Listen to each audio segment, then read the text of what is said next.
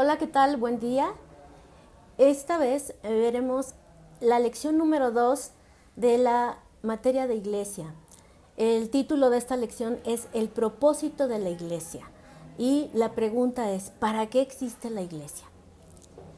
Hablando de propósitos, el propósito de la lección es describir cómo la iglesia debe ser una fuerza para la propagación del evangelio en el mundo. ¿Qué es propósito o cuál es el significado de propósito? Propósito, como está descrito en el diccionario, es la intención o el ánimo de hacer o dejar de hacer algo. También el propósito es un objetivo al cual se quiere llegar o el cual se quiere conseguir y que requiere de ciertos esfuerzos o sacrificios. En un sentido más profundo o trascendental, el propósito de un ser humano es el sentido que da a su vida.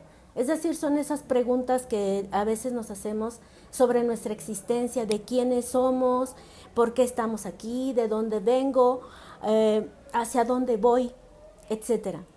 Un buen ejemplo y un gran modelo de esto en el área del propósito es nuestro Señor Jesucristo. Él sabía a qué había venido a la tierra y a dónde iba.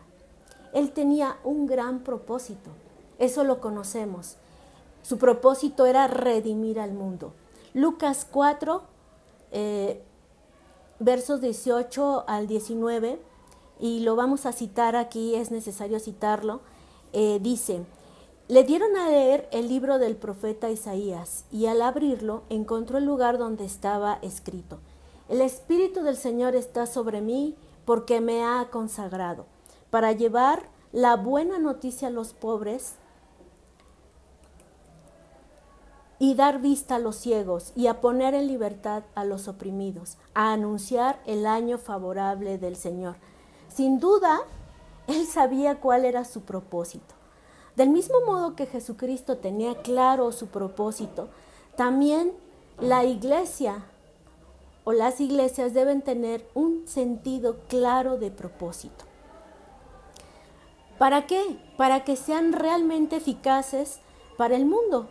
De lo contrario, podemos malgastar energía, recursos, tiempo, o podemos perdernos haciendo cosas que no somos llamados a hacer. Veamos entonces cuál es el propósito de la iglesia. Jesús ha establecido su iglesia con un propósito en mente muy claro.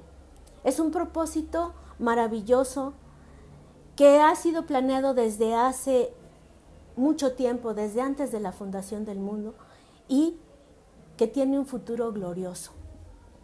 Podemos resumirlo de la siguiente manera: la iglesia existe para glorificar a Dios, al edificar a los creyentes y evangelizar a los perdidos. De una manera gráfica, lo tenemos al final de su página. Vemos tres recuadros en donde tenemos un propósito principal, un propósito externo y un propósito interno. El propósito principal de la iglesia es que la iglesia existe para el Señor, es decir, para exaltar al Señor. El propósito interno es que la iglesia existe para sí misma, es decir, para edificar a los obreros. Y el propósito externo es que la iglesia existe para el mundo, es decir, para evangelizar a los perdidos. Ahora vemos que cada uno de estos propósitos son totalmente bíblicos. La Biblia nos enseña que hay un propósito principal por el cual gira toda la creación, y ese propósito es glorificar a Dios mismo. La gloria de Dios representa todo lo que es verdadero en Él, su naturaleza, sus atributos, su carácter y sus acciones. Glorificar a Dios es pues el propósito central de la existencia del hombre. Y por lo tanto, el propósito último también de la iglesia. Romanos 15, 6, 9, Efesios 1, 5, segunda de Tesalonicenses 1, 12, Primera de Pedro 4, 11, nos enseñan bíblicamente que ese es el propósito. Dios se glorifica o se revela o se conoce cuando le adoramos, cuando oramos, cuando le alabamos y cuando vivimos vidas también santas. Dice la Escritura que si comemos o bebemos o cualquier otra cosa que hagamos, que lo hagamos todo para su gloria. Esto es una verdad que no solamente es para los individuos, para un individuo, sino también para su iglesia.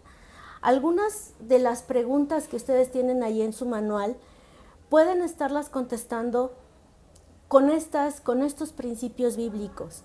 ¿Qué significa entonces glorificar a Dios para usted? ¿Cómo glorifica a Dios a la iglesia? ¿Cómo se glorifica a Dios en su vida? Esas son preguntas que usted puede ir contestando conforme a estos principios bíblicos. Edificar a los perdidos. La Biblia también nos enseña que este propósito tiene un enfoque fuera de sí mismo de la iglesia. Es decir, es la razón por la cual Jesús vino a alcanzar también a los perdidos.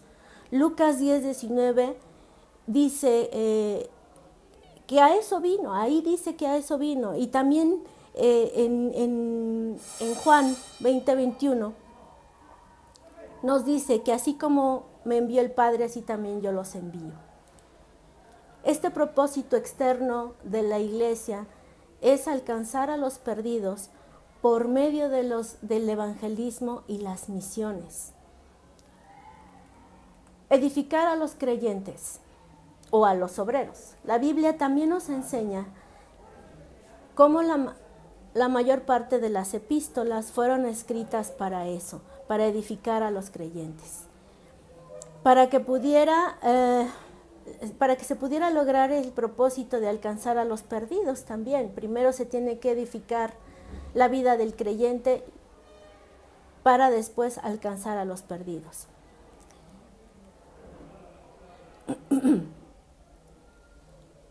Entonces, simplificando un poco, más bien, simplificando el propósito de la iglesia, tenemos que la iglesia tiene como propósito adoración, edificación y evangelización. Es decir, que la gente de Dios se reúne para la adoración y la edificación. Y de esta manera hacer el trabajo de evangelismo. Estos son propósitos que se van interrelacionando, ninguno puede existir aparte del otro. Entonces,